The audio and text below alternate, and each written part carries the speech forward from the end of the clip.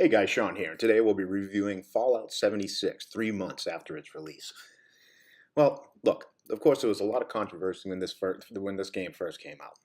I, like many players, had pre-ordered the game, and really when it was first launched I didn't have time to play it, but I did keep track of the reviews coming from the community, and as you know, they weren't good. So how is Fallout 76 3 months later? Well, let's first start with the reality of the situation, and that's the bad, the curious moves that Bethesda made at launch. First of all, it can't be proven, but I think everyone sensed that Bethesda was pushing this game out in order to pump up quarterly numbers and basically exploit the Fallout name. In my opinion, that's what happened. Now, as a Fallout fan, that's not awesome, and really it's a bad move. They deserve to get the criticism they got. Initially, they should have released this game instead of with the AAA title price point of $60. It probably should have been $29 or $39, so at least the game would appear to be self-aware. Drive players to the game in order to basically conduct an experiment using the fan base as an integral part to the experiment and improve the game and keep fans on board.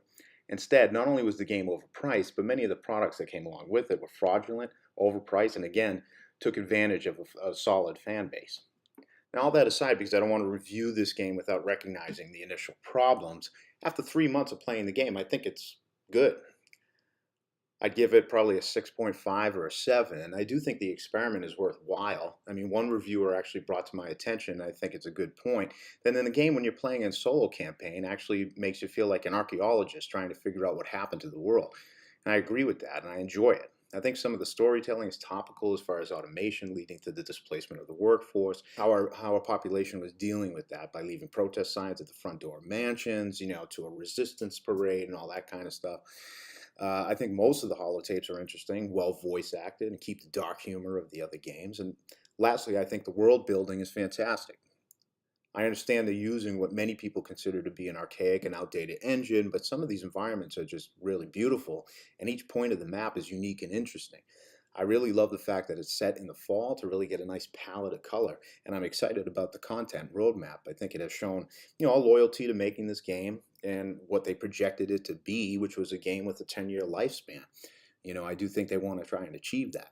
I recognize that some of it looks like a copy and paste from Fallout 4, which it is, which again is why I think it should have been at a lower price point because it is an in-between game, like Fallout Shelter, only more massive.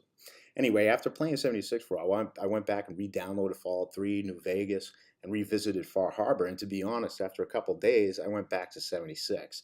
And that really solidified for me that I enjoyed the game. Again, I think there's a lot to uncover.